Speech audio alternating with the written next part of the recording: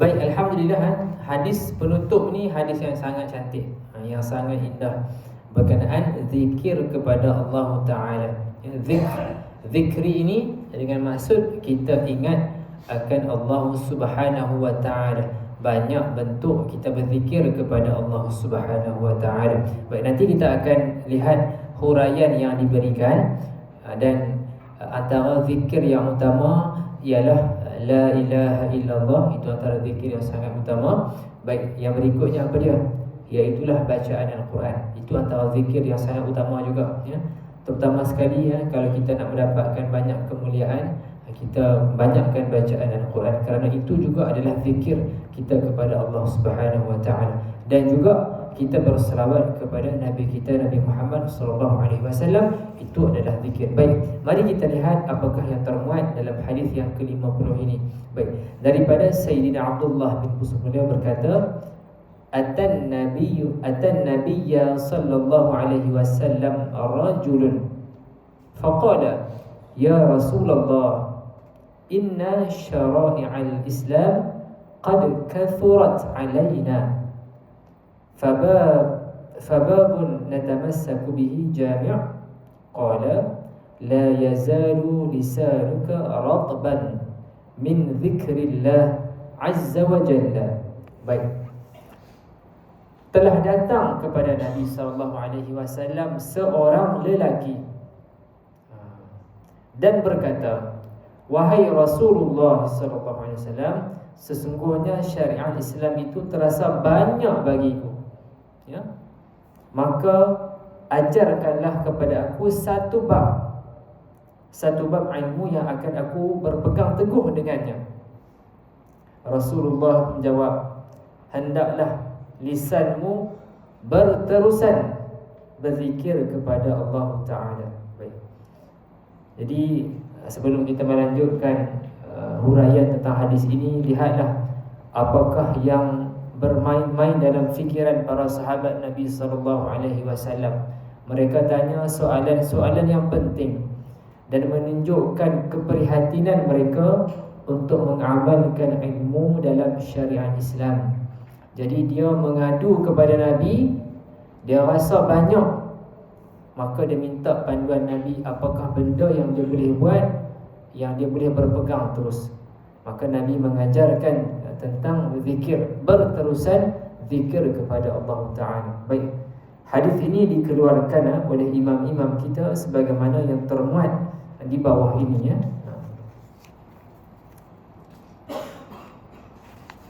Salah satu petunjuk juga apabila sesebuah hadis itu dikeluarkan oleh beberapa orang imam, itu menunjukkan hadis yang utama, yang mustahab untuk kita berikan kefahaman.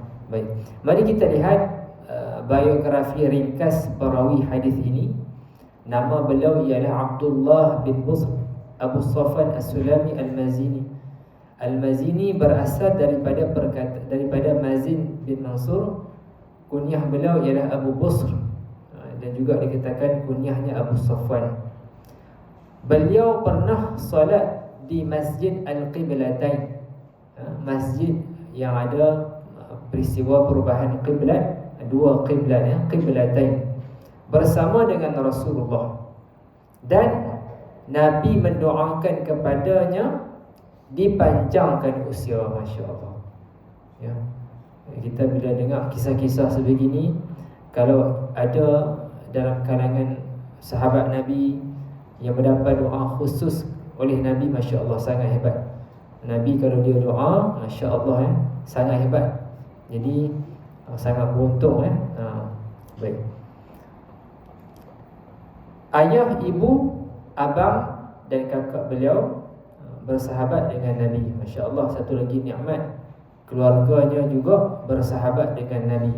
Jadi ini juga benda yang kita rasa syukur sangat, yang mana Allah Ta'ala kurniakan rezeki kepada kita, kepada atuk nenek kita, mak ayah kita, anak-anak pinak kita semua merasai nikmat Islam. Masya Allah, itu antara kurniaan yang sangat tinggi yang kita kena bersyukur. Kerana dengan itulah kita berharap nanti kita akan dikumpulkan bersama-sama dengan mereka di akhirat nanti, ya. Alhamdulillah. Baik. Tambahan pula, beliau merupakan salah seorang sahabat yang diberikan usia yang panjang dan menetap di Syam sehingga akhir hayat beliau. Baik. Jadi bila umur yang panjang ini, kita kena usahakan umur yang dalam kebaikan. Baik. Kan ada galakan untuk kita berdoa ataupun usaha-usaha yang memanjangkan umur kita. Baik. Antara tafsiran panjang tersebut juga merangkumi panjang dari segi kualiti. Satu contoh, umurnya dipanjangkan dalam masa 70, tetapi 70 tahun yang syarat dengan ibadat. Setiap kali Ramadan dia dapat Al-Qadar. Ibadah-ibadah dilakukan berganda-ganda pahalanya. Misalnya kita kalau solat biasa 1 darajat, tapi kalau solat berjamaah 27 kali ganda. Itu kalau kita nak buat matematik secara ringkas, kalaulah seorang itu hidup 50 tahun mendirikan solat secara sendiri, jadi solatnya itu matematik asas kita akan nampak dia solat 50 tahun. Tetapi kalau 50 tahun itu dia solat secara berjamaah, maka 50 tahun darab 27. Berapa tu? Kena buka kalkulator. Banyak tu. 50, 27 berapa? Kosong. 5 kali 7, 35. 1350. Itu matematik secara kasar, nak menunjukkan kualiti hidup dia. Walaupun dia hidup 50 tahun mendirikan solat, tetapi solat dia itu solat secara berjamaah, maka kita darab 27. 50 darab 27 berapa? 1350. Itu sebagai gambaran nak menunjukkan yang disebutkan dipanjangkan usia yang mendapat barakah, yang usia yang sangat syarat dengan kebaikan. Itu kalau dia menjaga solat fardu dia. Kemudian bayangkan kalau tiap-tiap hari dalam 50 tahun itu dia membanyakkan bacaan Al-Quran, dia mengajar ilmu, dia menulis kitab, ya, dia berwakaf. Tiap-tiap Ramadan dia dapat Al-Qadar, masya-Allah. Maka kualiti umur dia itu masya-Allah bahkan lebih banyak daripada 1000 tahun. Baik. Itu antara usaha yang kita boleh buatlah, insya-Allah. Kita tak tahu bila ajal kita, ya. Kita boleh ambil lah base rate berdasarkan kajian-kajian ikut negara. Mungkin negara ini lifespan masyarakatnya 70 ke 80, negara kita berapa dan sebagainya. Kita boleh buat anggaran dan kita mengusahakan kesihatan yang baik, buat health screening, jaga pemakanan, bersenam dan sebagainya. Dan kenapa kita nak usahakan kesihatan tersebut? Kita mengharapkan usaha kita itu, kita sihat, umur panjang, kita nak gunakan beribadah kepada Allah Subhanahu wa taala. Baik. Beliau meriwayatkan sedikit sahaja hadis daripada Nabi sallallahu alaihi wasallam, tetapi dimuatkan dalam Sunan As-Sittah. Walaupun sedikit, tetapi termuat dalam kitab-kitab utama. Apa itu Sunan As-Sittah? Iaitulah kitab hadis yang 6 tersebut, 6 orang imam tersebut. Baik. Selain itu beliau juga berjihad di Kepulauan Cyprus bersama Muawiyah bin Sufyan semasa pemerintahan Uthman. Baik. Di sini disebutkan beberapa keberkatan ataupun kelebihan berkaitan Sayyidina Abdullah. Disebutkan Rasulullah menyatakan sebaik-baik manusia ialah orang yang panjang usianya dan baik akhlaknya. Ini suatu pengakuan yang Nabi nyatakan, mereka yang panjang umur dan akhlaknya baik, masya-Allah, sangat tinggi kedudukan. Baik. Kemudian disebutkan, aku lihat pada dahi Abdullah bin Bus kesan sujud, ya, kesan sujud. Nabi pernah berdoa kepadanya sambil meletakkan tangan di atas kepalanya. Budak ini akan hidup hingga 1 qurun. Masya Allah, Nabi berdoa kepadanya, khusus Nabi pegang kepalanya. Masya Allah. Dan berikutnya telah datang kepada kami Abdullah, sahabat Rasulullah, dengan janggut dan kepala rambut berwarna kuning. Beliau adalah sahabat kecil ketika bersama dengan Rasulullah, dan orang tuanya juga ialah sahabat. Ini pun satu lagi kurniaan yang hebat. Dia dan mak ayahnya adalah sahabat Nabi. Beliau menetap di Syam sehingga akhir hayat. Maka orang-orang Syam mengambil hadis daripada beliau. Dan di sini disebutkan perselisihan pendapat ulama menentukan tarikh wafat. Beliau wafat pada tahun 80 Hijrah dalam keadaan sedang berwuduk. Masya Allah. Hari ini kita tengok rakaman-rakaman CCTV, rakaman-rakaman kuliah menunjukkan apa contoh-contoh yang ada. Ada khatib yang meninggal dunia semasa berada di mimbar, semasa menyampaikan khutbah. Tenaga pengajar meninggal dunia di meja kuliah. Si ayah yang hadir solat secara berjamaah sujud di masjid dan tidak bangun. Masya Allah. Jadi itu contoh-contoh yang nyata yang kita boleh tengok secara bukti yang dirakam. Sebelum ni mungkin kita dengar sahaja berita, tetapi bila ada teknologi rakaman tersebut, kita semakin nampak bukti-bukti yang Allah Ta'ala bagikan husnul khatimah kepada hamba-hambanya. Jadi kita pun ada peluang. Kita usaha. Kita nak mati dalam keadaan macam mana? Maka kita kena banyakkan usaha ke arah itu. Misalnya, kita teringin, ya Allah, matikan kami dalam keadaan husnul khatimah, mati dalam keadaan menuntut ilmu. Jadi kita banyakkan usaha untuk menghadiri majlis ilmu. Dan mereka yang mati dalam keadaan menuntut ilmu, Masya Allah, mendapat pahala syahid akhirat. Boleh jadi dia mati betul-betul ketika kuliah sebegini, ataupun dalam tempoh dia beristiqamah menghadiri majlis ilmu. Misalnya dalam bulan tersebut dia dah rancang dah untuk menghadiri kuliah-kuliah dalam minggu-minggu yang tertentu, tetapi mungkin boleh jadi antara minggu tersebut dia telah meninggal dunia. Jadi kita harapkan turut dikira sebagai orang yang mati dalam keadaan nak menuntut ilmu. Baik. Dan di sini menunjukkan beliau mati dalam keadaan berwuduk. Masya Allah, ya. Dan di samping itu beliau merupakan sahabat yang terakhir yang wafat di Syam. Baik, Masya Allah. Mudah-mudahan dengan kita mengetahui kisah-kisah kepribadian para sahabat Nabi dan orang-orang soleh, itu akan menguatkan semangat kita untuk meninggikan usaha, ya, mendekati Allah Subhanahu wa Ta'ala. Baik, apakah keistimewaan hadis ini? Menunjukkan kemuliaan Nabi yang meraihkan hal ihwal para sahabat. Nabi adalah seorang pendidik, seorang kaunselor, seorang pakar psikologi yang mengetahui hal keadaan orang yang bertanya, dan baginda meraihkan kemampuan mereka. Ya, lihat Nabi menjawab bersesuaian dengan konteks orang yang bertanya. Kalau Nabi kata kamu kena sedekahkan semua harta yang kamu ada, mungkin hal itu tak dapat dilakukan. Jika Nabi memerintahkan dia untuk sentiasa menyertai perang, membunuh sekalian jumlah musuh, mungkin itu sesuatu yang agak berat. Tetapi di sini perhatikan jawapan yang Nabi berikan, itu jawapan yang Masya Allah, yang memudahkan si penanya itu mengamalkannya. Baik.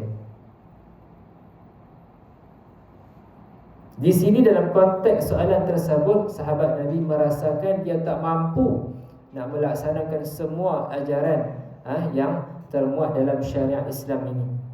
Yang ini merujuk kepada amal ibadat sunat lah. Bukan maksud kata dia tak mahu solat fardu, tak.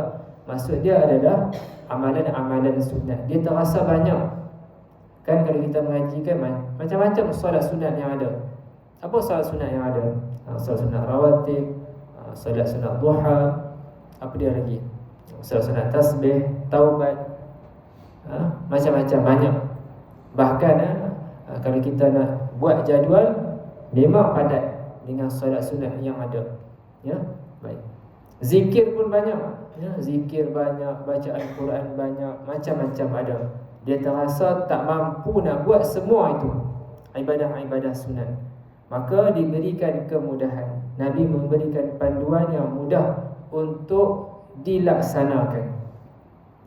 Dan dengan rahmat Allah, sahabat Nabi bertanya, kita pun dapat peluang untuk amalkan, ya. Iaitu apa dia? Berterusan zikir kepada Allah Subhanahu wa taala. Inilah yang saya sampaikan kepada jamaah di tempat kerja semasa muzakarah ataupun tazkirah Jumaat. Kami bincangkan, kami sebut antara ibadah yang mudah yang kita nak buat adalah berzikir kepada Allah. Tak banyak modal, tak banyak effort yang diperlukan. Kita buat contoh.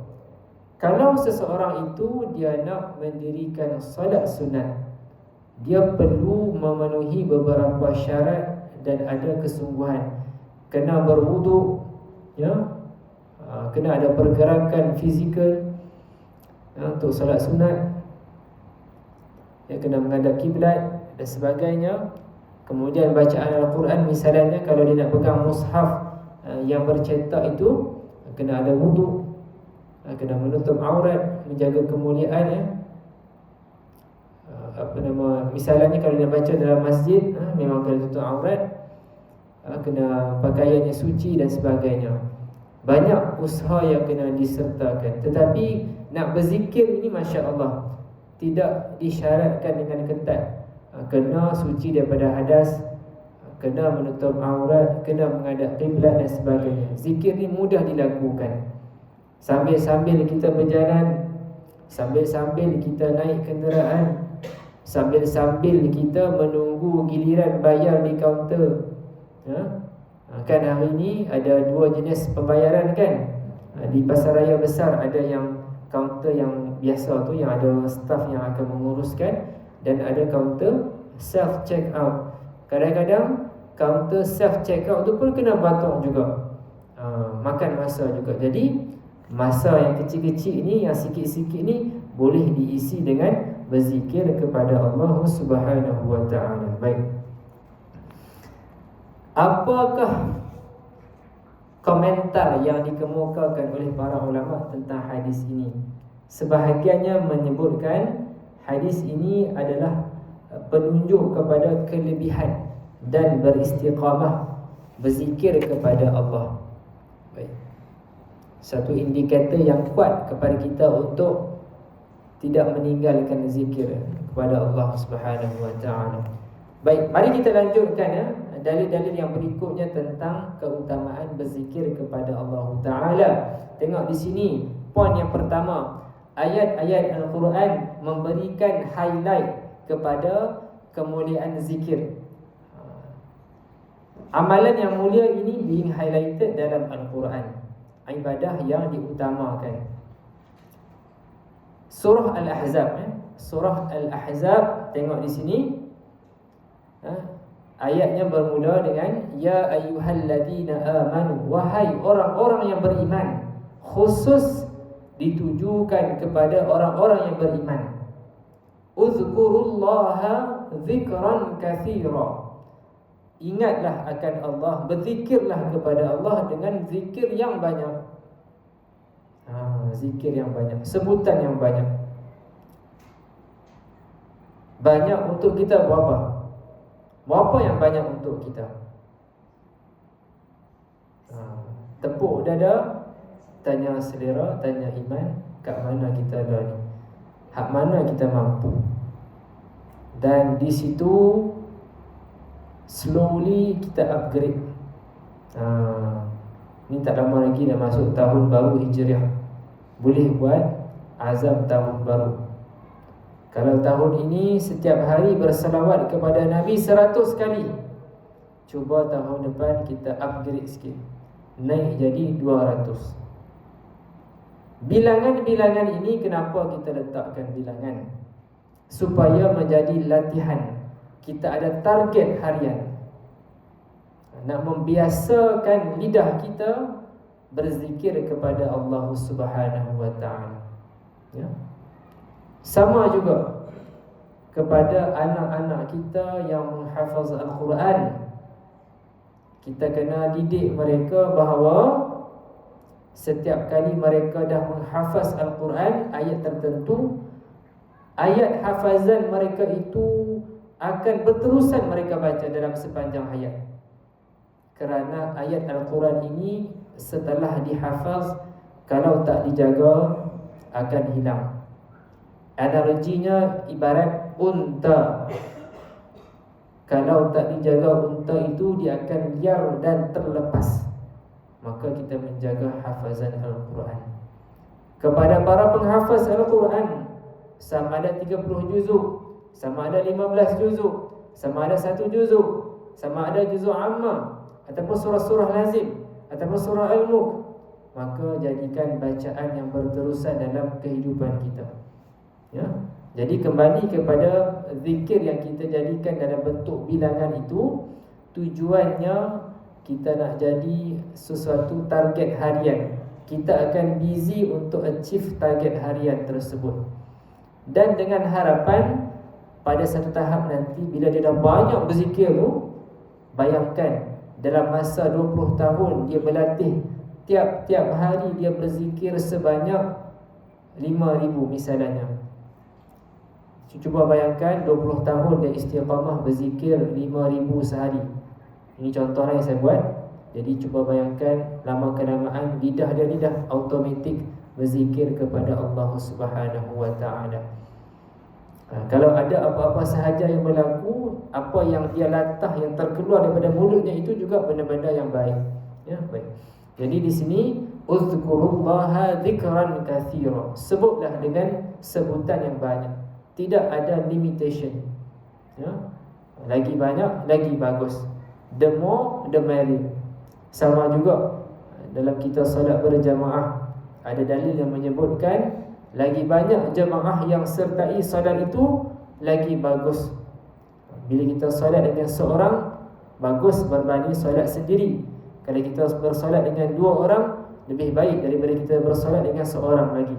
Dan berikutnya, ya ayyuhalladzina amanu dzkurullaha dzikran katsira. Berzikir kepada Allah dengan sebutan yang banyak. Sebutan yang banyak merugikan ataupun menguntungkan? Pastinya menguntungkan. Ingat balik, setiap kebajikan yang kita lakukan itu akan menaikkan darjat kita di hari akhirat nanti. Ya, disebutkan, ya, para ulama memberikan semangat kepada kita. Disebutkan seorang ahli syurga itu, bila dia nampak kedudukan syurga yang lebih tinggi daripada dia, dia rasa teringin sangat. Dan dia rasa menyesal semasa di dunia dahulu dia tak berusaha bersungguh-sungguh. Kan nama yang dirujuk kepada nama hari akhirat ialah Yaumun Nadamah, hari penyesalan. Orang-orang kafir pasti mereka menyesal kerana semasa di dunia ingkar, tidak menyahut seruan Nabi, menyahut seruan ajaran Islam. Itu orang-orang yang kafir, sudah pasti. Orang-orang yang fasik, orang-orang yang munafik, orang-orang yang bermalas-malasan di dunia juga merasa menyesal. Dan disebutkan juga orang-orang yang beriman pun rasa menyesal kerana mereka tidak bersungguh-sungguh untuk menggunakan hayat mereka mengabdikan diri kepada Allah. Ini saya buat contoh untuk diri saya sendiri lah, jangan duk terasa, oh kenapa dah dunia dulu tidur lama sangat, tak semayang, menyesal. Kan contoh lah kan. Jadi bila teringat benda tu, kita akan mudah lah. Kalau dah terjaga tu, fikir balik. Mudah-mudahan bila saya bangun ni, kita berdoa, kita ambil wudu, kita solat, badan kita akan cergas. Ini satu rezeki. Allah dah kejut kita untuk bangun solat malam. Maka Janganlah duk tekan snooze tu banyak kali, sampai ada situasi sampai orang lain rasa terganggu dengan alam yang kita dah pasang tu. Kita tak bangun, orang lain yang terbangun. Baik. Jadi ayat di sini dimulakan ditujukan kepada orang yang beriman. Ingatlah, sebutlah kepada Allah dengan sebutan yang banyak. Jadi kita ada tasbih, guna untuk menjadi pendorong kita berzikir kepada Allah Ta'ala. Ayat yang berikutnya dalam surah Taha. Rujuk di bahagian ayat akhir ayat itu, fa'budni wa aqimis salata li dhikri. Salat itu didirikan untuk mengingati Allah Ta'ala. Jadi kalau kita bersolat, kita ingat benda lain, jadi solat kita itu masih boleh dibaiki. Kerana dinyatakan dalam ayat ini, antara kesannya, antara objektif solat kita ini adalah untuk mengingati Allah Subhanahu wa Ta'ala. Sebab itu beruntung kalau kita tahu bacaan-bacaan solat kita, kita akan menghayati apa yang kita baca. Bila kita sujud, Subhana rabbiyal a'la wa bihamdi, kita memuji Allah, Maha Suci Allah yang memiliki kemuliaan yang tertinggi, Al-A'la. Dan ketika itu dahi kita berada yang paling bawah. Secara logiknya kita takkan saja-saja meletakkan kepala kita di tempat bawah, tak. Melainkan semasa kita bersolat, kita mengabdikan diri kita kepada Allah Subhanahu wa Ta'ala. Baik, muslimin dan muslimat sekalian, kita teruskan dengan ayat yang berikutnya dalam surah Ar-Ra'd. Ayat ini insya-Allah kita dah banyak kali dengar berkenaan dengan ketenangan yang Allah akan berikan kepada mereka yang banyak berzikir, ketenteraman hati berzikir kepada Allah Subhanahu wa Ta'ala. Alladzina amanu wa tatma'innu qulubuhum bi dzikrillah. Secara tajwidnya tengok dekat tautu. Di situ kalau kita teliti bacaannya, kita akan baca dengan lebih berhati-hati. Tautu. Ta dengan to. Tak boleh baca tat. Tautu. Tautu. Tautu. Ta to. Tautu. Alladzina amanu wa tatma'innu qulubuhum bi dzikrillah. Allah Ta'ala berfirman, orang-orang yang beriman tenteram hati mereka dengan berzikir kepada Allah. Itu yang kita usahakan. Dalam sebuah hadis dinyatakan, diberikan panduan kepada kita, kalau kita terbuat benda-benda yang tak elok, kita susuli dengan perkara kebaikan, kerana perkara kebaikan itu akan memandang benda tak elok yang kita buat tadi. Dan disebutkan juga la ilaha illallah ini adalah antara kebaikan yang sangat besar, iaitu zikir kepada Allah. Baik.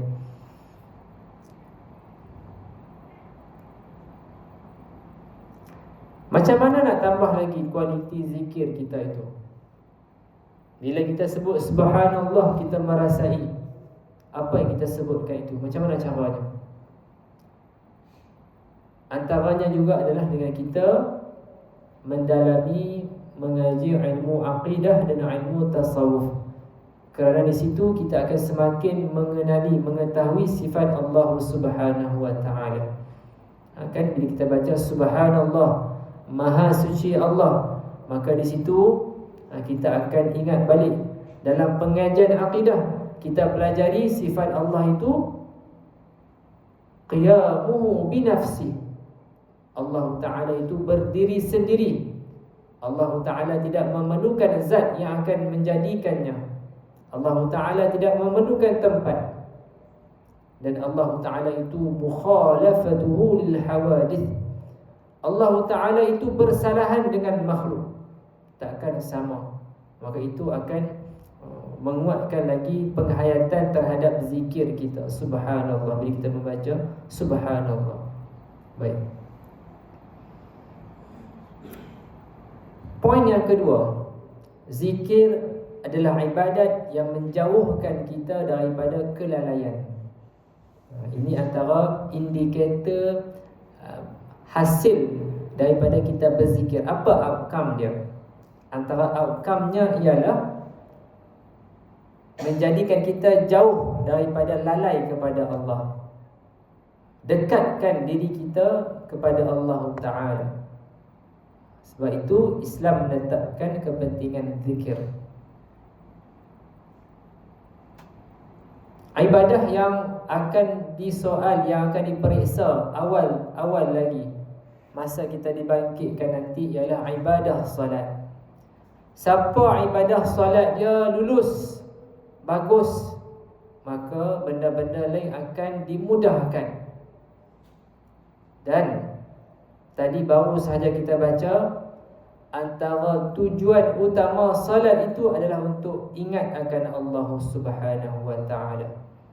5 kali setiap hari malam, ya, sehari semalam kita ada milestone yang kita ingat akan Allah Subhanahu wa Ta'ala. Jadi sebab itu dalam kalangan para sahabat yang dididik oleh Nabi, antara yang disebutkan oleh Nabi, ya, tentang salat, arihna bis salat. Nabi menyatakan, mari kita rehatkan jiwa kita dengan bersolat. Salat itu menjadi kerehatan jiwa. Kalau tak khusyuk, kalau tak ada zikir, dia akan rasa terbeban dengan solat. Ini contoh yang tak baik, sebagai peringatan saja untuk kita jauhi. Sebahagian saudara-saudara kita, kalau boleh mereka nak tangguh selewat yang mungkin solat. Kerana kerja tak siap lagi ni, tangguh sampai waktu kecemasan, waktu kecederaan, 10 minit sebelum masuk waktu yang berikutnya. Mudah-mudahan Allah membantu kita untuk membaiki keadaan ini. Bila kita dah ada penghayatan terhadap salat, kita akan mula rasa aware, rasa berdebar-debar bila nak masuk waktu salat yang berikutnya. Itu dah orang kata apa, minda yang conscious terhadap pergerakan waktu. Kerana kita nampak kedudukan yang utama bagi salat. Dan para ulama mendidik kita, bila kita buat benda ni, kita akan rasa kelainan. Bila kita mula menjadikan salat ini sebagai perkara utama dalam hidup kita, kita akan rasa kelainan yang akan dimudahkan oleh Allah. Situasi kedua, kita letak solat ni sebagai benda paling hujung. Itu benda yang tak bagus, yang akan menyebabkan kita berhadapan dengan banyak kesulitan. Jadi benda ini insya-Allah kita boleh hayati dan kita rasai bila kita mula menjadikan solat ini sebagai agenda utama dalam kehidupan seharian kita. Ya.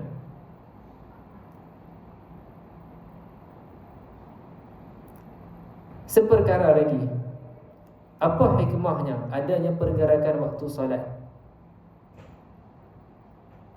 Minggu ni, bulan ni, Maghrib lebih kurang 7.20. Nanti dia akan bergerak Maghrib 7 suku, Maghrib 7.10, Maghrib 7.5 minit. Apa antara hikmahnya?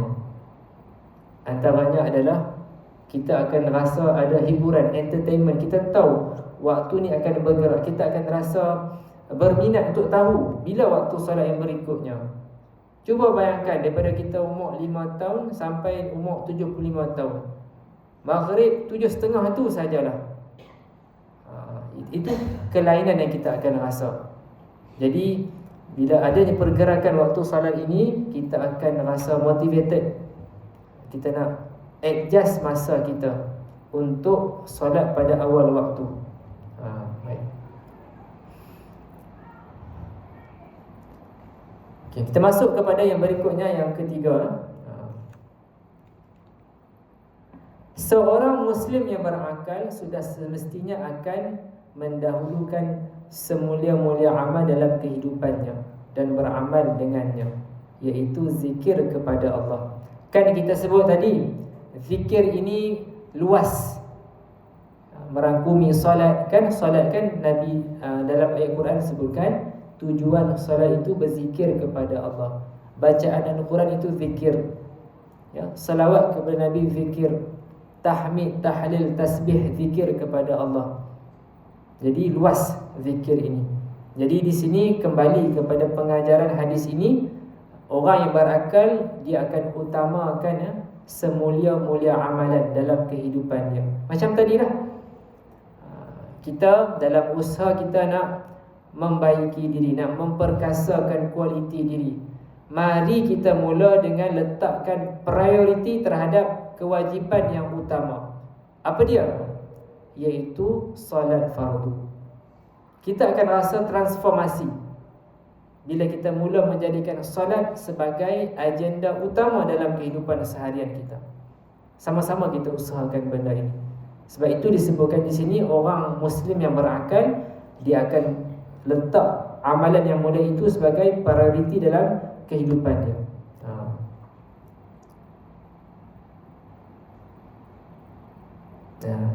Tengok di sini hadis yang berikutnya.